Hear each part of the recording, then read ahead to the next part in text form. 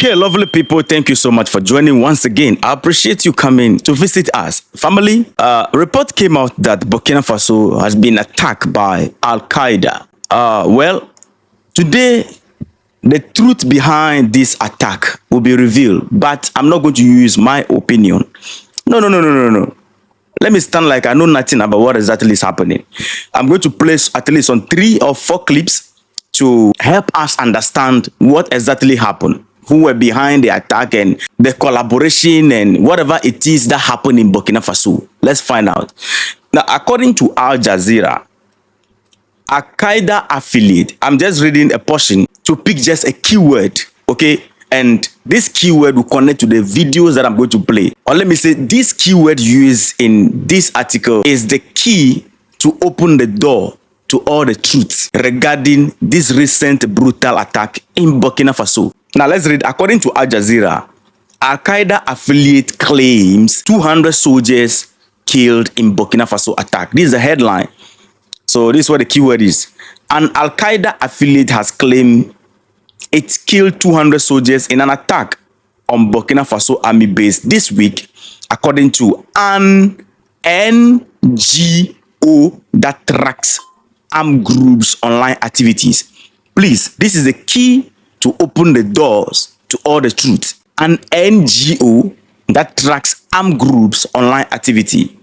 Okay, so the base in the northern town of Djibo came under attack on Sunday morning. So let's just leave this one and go straight forward to who are these NGO? Where are they operating from? The NGO, according to the report, it means that they are so connected to, this al-Qaeda group and or these particular individuals who are terrorizing Burkina Faso. So they know the activities of these individuals. Anytime these individuals launch any attack anywhere, this NGO is like they are always aware and they track the record and come out with results. It's like they are the communicators of these individuals who are attacking Burkina Faso. Now, details of the NGO. The United States-based Site Intelligence Group. This is the NGO that we are talking about. That the NGO mentioned in the article from the beginning. This is the United States-based Site Intelligence Group, which track online activities of armed groups, said, blah, blah, blah, blah, blah, made a claim. This group made a claim in a statement that they unalived 200 soldiers. Now, in regards to how many people died in the attack, according to Al Jazeera was not able to independently verify, but a Burkina Faso military source told Al Jazeera that the armed group was exaggerating the number of casualties. This has been the truth. Let me put this on record before we move forward. If 2 people die, they'll tell you 200 people die. If 200 people die, it means 2,000 people die. If 2,000 people die, it means 2 million people would die and then 4,000 people were displaced. These people, they exaggerate numbers a lot. I don't want to make this video long. I can give you proofs of attack that happened in Solenzo, how the Western media, they used, all of them are giving different figures. As we are speaking right now, regarding this attack in Burkina Faso, the authority of Burkina Faso have not issued any statement. I've checked across, no statement on this issue. So everything they are saying is about them. Unless we hear from the authority of Burkina Faso how many people they lost, then we can confirm. So this is a claim by the terrorist group and it cannot be confirmed. Now, the group are saying that they are no longer going to be attacking villages. They want to be attacking towns right now. Reason being that, and there was a video was circulating according to Al Jazeera that they were asking people to leave their villages, their town, because they are going to make sure that they take over the towns now. There is no longer about villages. So this group is contracted by who I don't know to now launch a direct attack on Burkina Faso. But let's leave that one aside. It will come in the end. Let's process with the videos. First of all, this al-Qaeda group, who is behind them? Who are they? Who is sponsoring them? Where do they get their power from? I don't know.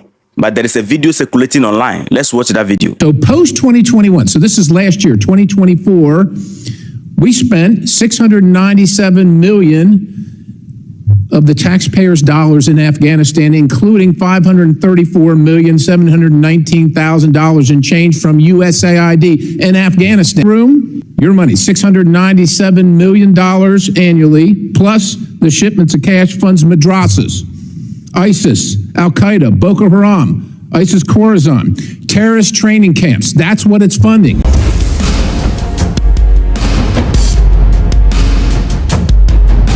Okay, I have no hand in this. This is a message from a congressman in the United States saying that the USAID, part of it has been funding these people. I don't know if it is a mistake or it is true. I can't confirm.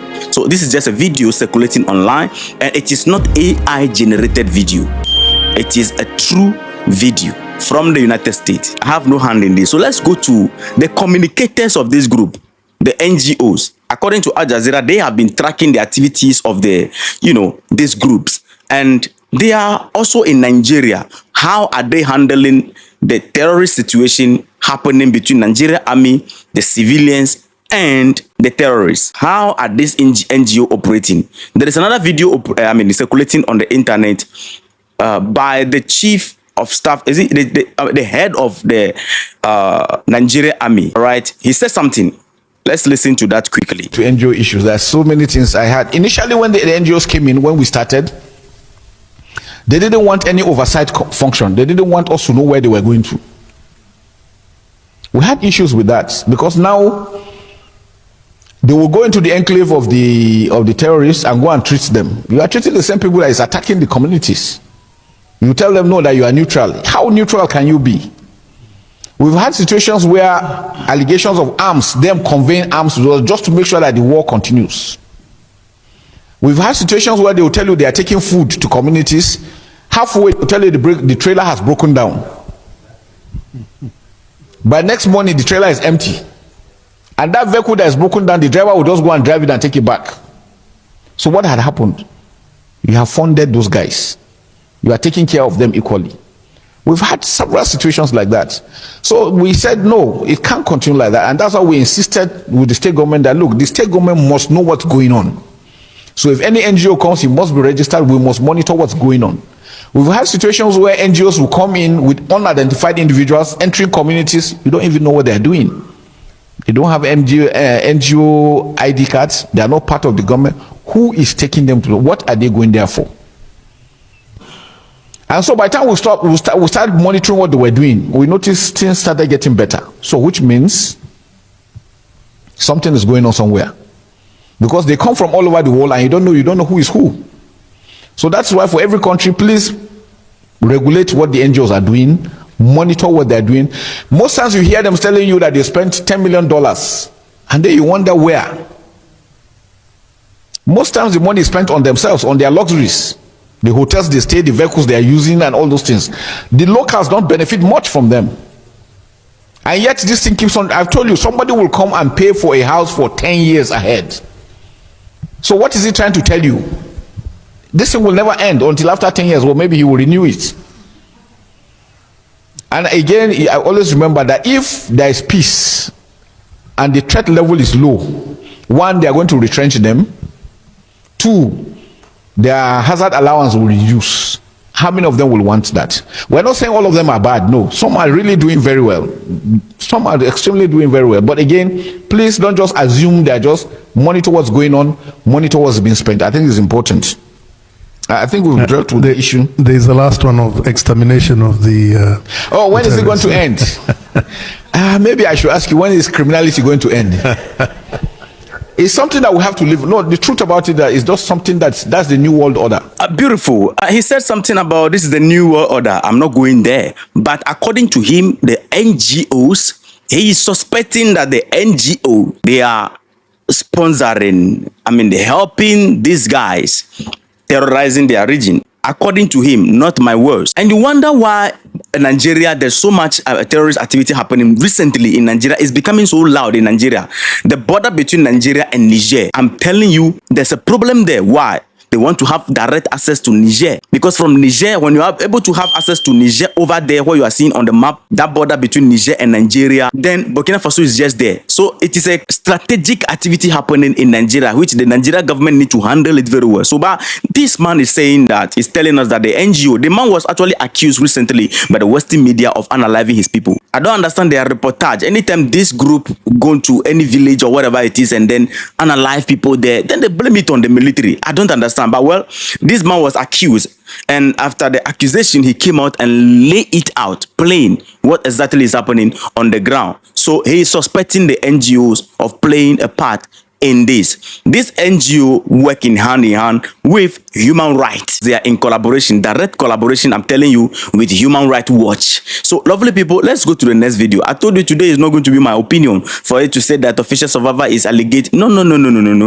Let's track it. And for you to understand this thing, Captain Ibrahim Traore actually spoke about it. This NGO, he has problem with them, and have to even lay some of them off his territory because their activities are not clear. These people are dealing with this group at the same time dealing with the military, at the same time dealing with the people who have been attacked. So they are kind of like, we are neutral, and they're advocating for both the civilians who are attacked by the terrorists and then the terrorists who are attacking the civilians. You can't advocate for human rights like that. And when you're talking about this NGO, you can't count or mention the NGO and leave Human Rights Watch. At the same time, after mentioning the Human Rights Watch, you need to mention the USAID. These three are in line directly working with us in terms of situations regarding our security issues and helping people and all that. It's just the same system with different names and different slide rule. Now, these NGOs, you see how they are putting it out there that this al-Qaeda group has unalived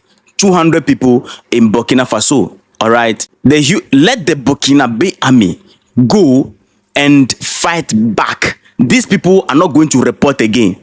The Human Rights Watch will come and report that one and tell us that Burkina Faso army have gone to unalive civilians because this group, they don't wear military uniform. They disguise themselves as Fulani. That is a fact. And you think that we are the only people that don't trust the BBC or the Human Rights Watch. Please, if you think so, that we Africans are the only people that we don't trust them, watch this video. So it looks like the BBC is continuing the time-honored European tradition of smearing independent African leaders to justify regime change. Here they're citing a report from Human Rights Watch accusing Ibrahim Traore in Burkina Faso of unaliving over 100 civilians. But I've learned that when it comes to Human Rights Watch, you have to read beyond the headlines because they are very tricky in the way that they lie about global events. And if you read the fine print here, you'll see that Traore's forces were actually fighting against Islamist extremists aligned with al-Qaeda. And after this attack was launched, the Islamist extremists responded by unaliving a bunch of civilians. And look at how Human Rights Watch frames this. They say that the Islamists were assisting the government. No, they were fighting the government. They were actively unaliving each other. And then when the government forced out the Islamists, they retaliated by unaliving a bunch of civilians. And then when BBC put that into a headline, they removed all of the context and made it sound like only the government was unaliving civilians. It's some of the most disgusting and reprehensible journalistic trickery I've ever seen, but this is par for the course for Human Rights Watch. When I read beyond their headlines, I am always amazed at how misleading the headlines actually are. Are you seeing that? So you can see that we are not the only people that don't trust the BBC and the Human Rights Watch. So the thing is going this way. If the al-Qaeda group or whoever group come to attack any village or any town in Burkina Faso, Human Rights Watch will not publish it too. You are going to see the NGO reporting it, telling us what happened. According to the affiliate group, this particular group, they call them as Islamic State affiliate group. And you ask yourself, which of the Islamic State out of equation? They just want to tarnish the image of all the Muslims. So no problem. If the military of Burkina Faso go in, fight back, these people are not going to publish that. You will see the Human Rights Watch coming out to publish that the military have gone to analyze. So collaboration is going on, lovely people. Now, this Human Rights Watch, human rights. Even Paul Kagame of Rwanda have serious problem with this whole thing. Watch what he said.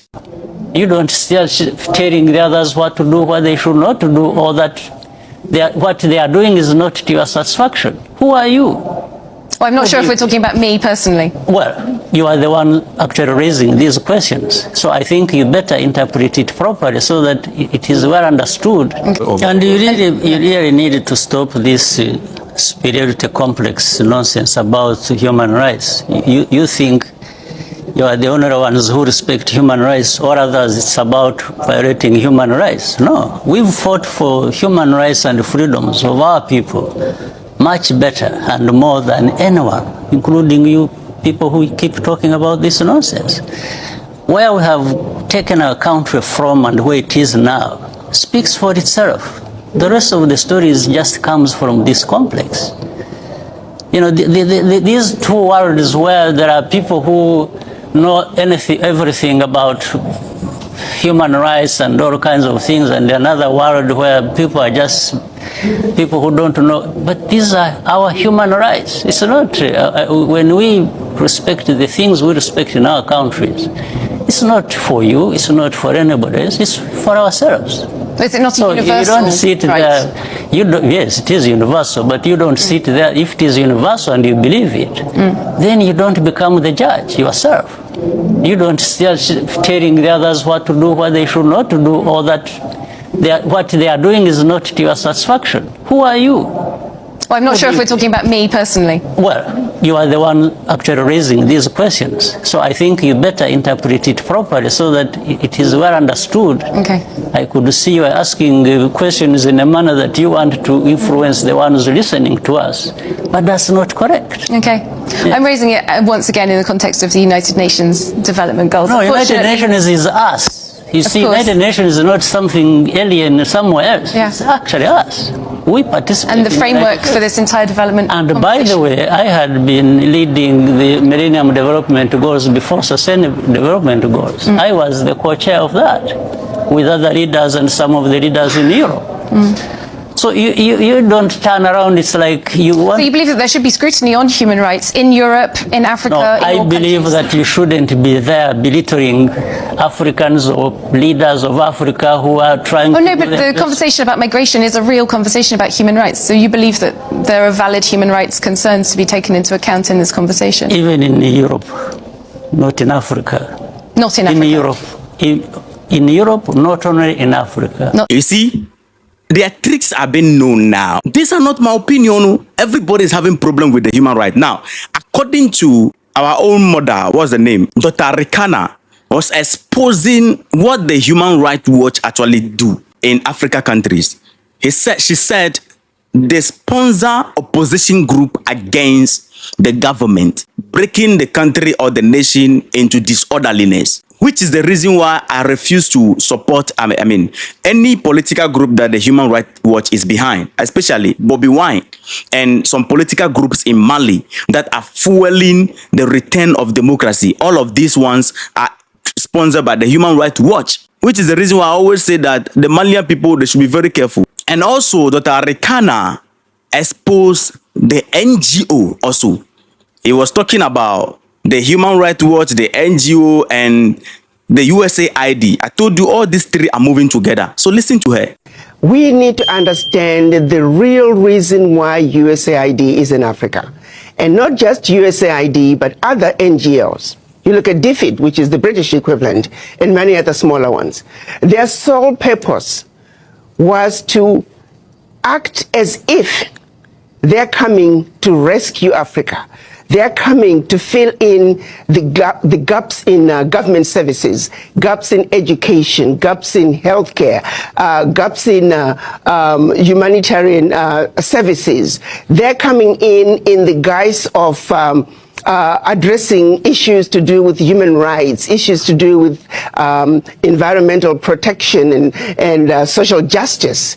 They are coming in claiming that they are introducing grassroots initiatives that are going to help the people. And so they use that as a way to go into the most remote parts of Africa. They're talking about government advocacy. When you look at it on paper, it all looks really good.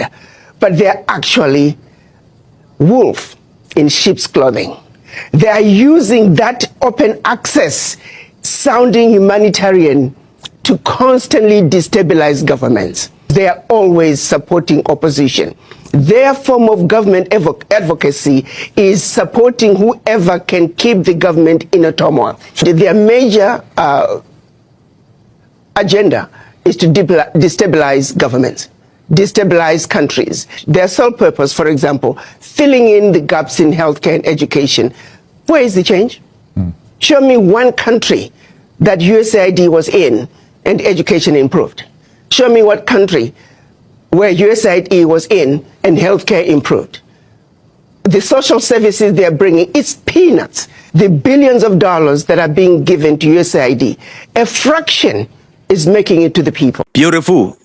She pulled it out or completely. So, lovely people, the attack that happened in Burkina Faso, you must know those behind this attack. These individuals here, the al-Qaeda group who claim that they have unalived the soldiers and civilians, this group, they are not going to leave. They will continue and they will have the support of the media, the Human Rights Watch, these NGOs. So this is according to all the video we play. It tells you directly the people behind these activities in Burkina Faso. That's just what I want you to know. When you see report of the NGOs published by Al Jazeera, you see report of the Human Rights Watch published by BBC, you know exactly what is going on. This actually came in when Ibrahim Traoré promised that he's going to make sure that the Burkina Faso become the cemetery for terrorists. And then they have decided to make things worse. Now, Ghana, Nigeria should be very careful because of what is happening in Burkina Faso. We need to strengthen our borders very well. We need to help Burkina Faso. It is our duty right now to work with Burkina Faso to chase these people out of our region. Because when they move from Burkina Faso, it's either they come to Ghana, that is why we are having this problem in our northern borders. They come to Ghana or go through Niger and then land in Nigeria or go back to what? Ivory Coast. They can even go to Benin because Benin also is sharing border. Togo also is sharing border. So this is a regional catastrophe we are dealing with here. But the main purpose of this topic, I believe you got it. According to report and videos we play right now, there are people behind them and you already know those behind them. Thank you.